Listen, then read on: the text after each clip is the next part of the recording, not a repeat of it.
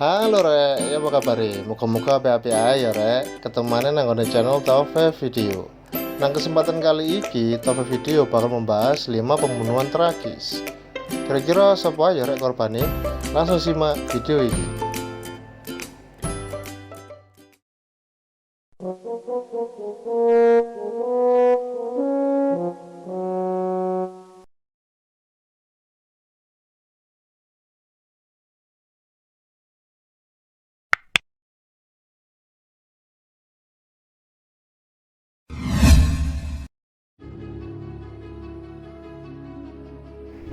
Mbah Jiwo merupakan kisah nyata seorang nenek yang tega memutilasi seorang anak untuk dimasak.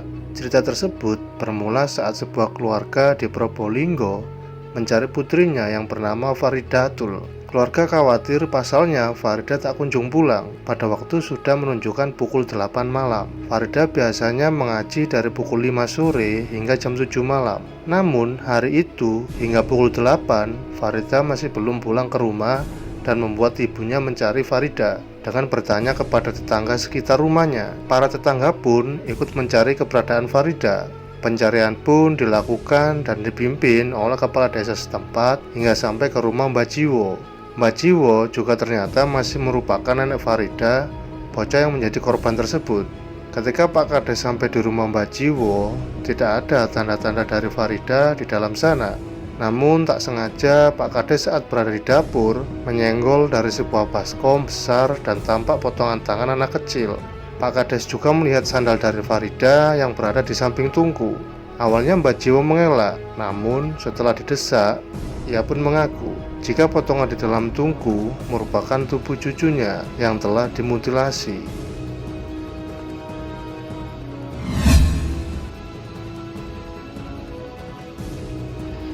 Pada tanggal 6 November 2009 silam, seorang pengumpul jamur menemukan sebuah kejutan yang sama sekali tidak menyenangkan untuknya. Ia menemukan kepala manusia tanpa badan yang tergeletak di ladang jamur. Hal itu ia alami saat dirinya sedang mencari jamur di pegunungan dekat kota Hamara, Jepang. Saat dilakukan pemeriksaan di lokasi penemuan kepala tersebut, ditemukanlah bagian-bagian tubuh yang lain seperti badan, tulang paha, dan pergelangan kaki kiri.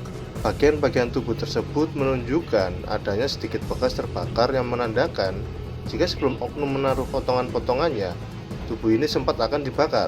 Hingga akhirnya setelah melalui proses identifikasi, diketahui jika potongan-potongan tubuh tersebut berasal dari seorang perempuan berusia 19 tahun yang bernama Miyako Hiraoka.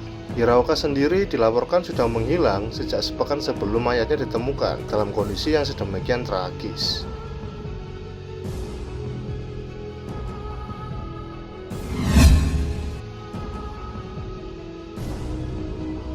Seorang pelajar kelas 1 SMP, Ryota Imura, di Kawasaki Nagawa pada tanggal 20 Februari lalu sekitar jam 2 pagi, ditemukan meninggal dan diperkirakan dibunuh oleh teman-temannya. Tubuhnya ditemukan oleh seorang wanita sekitar jam 6.12 pagi. Dalam keadaan telanjang, dikorok lehernya dan dibuang di rerumputan dekat Sungai Tama yang besar dekat laut di pinggiran kota Kawasaki. Pagi harinya sebelum dibunuh, sekitar jam 0.54 ada pesan dari temannya di saluran lain yang mengajaknya keluar makan. "Saya perlu bawa uang berapa ya kira-kira?" tanya Imura. Yang dijawab temannya tidak tahu. Beberapa puluh meter dari rumput di sana, tempat pembuangan jenazah Imura, bisa pemotong yang rusak alat bukti pembunuhan itu ditemukan pihak kepolisian dengan noda darah yang masih segar saat itu. Sekitar 800 meter dari lokasi pembunuhan di sebuah toilet umum, tampak bekas bakaran kain. Diduga kuat itu adalah baju Emura yang dibakar dan dihanguskan oleh para pembunuh sekitar jam 3 pagi. Penyiksaan juga tampak dilakukan para pembunuh tersebut, sehingga bagian mata kiri Emura tampak berwarna hitam bulat besar karena bekas dipukuli mukanya berkali-kali. Pemukulan dan penganiayaan sebenarnya sudah dilakukan kawanan tersebut sebulan sebelumnya. Tetapi Emura berusaha menyembunyikan hal tersebut muka yang memar dari siapapun.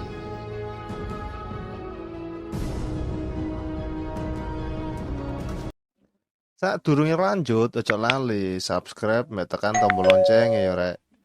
Oke, suwun rek. Lanjut nang video selanjutnya.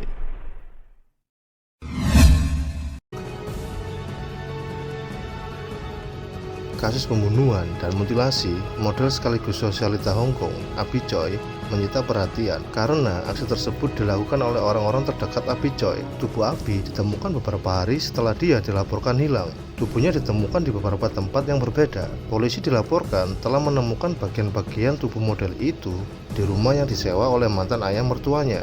Bagian tubuh tersebut tersebar di lemari es hingga panci berisi sup. Sementara itu, polisi juga masih mencari bagian tubuh lainnya yang masih hilang seperti tangan dan dada.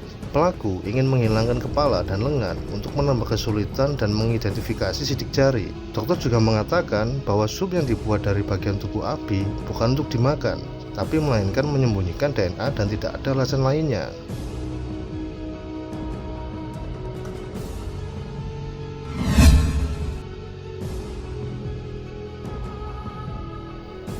Oksana Makar beberapa bulan lagi akan ulang tahun yang ke-19 ketika akhirnya dia diperkosa oleh 3 pria di Mykolaiv, Ukraina pada Maret 2012.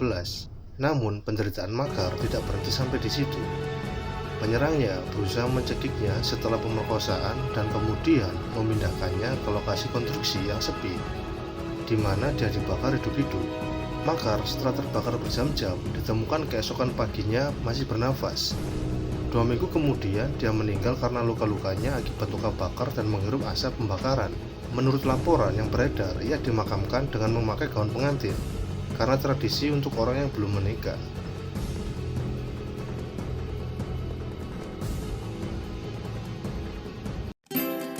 Oke, sampai selesai video kali ini. Sampai ketemu nang video selanjutnya. Sehat selalu, selalu jaga kesehatan ya rek. Dadah.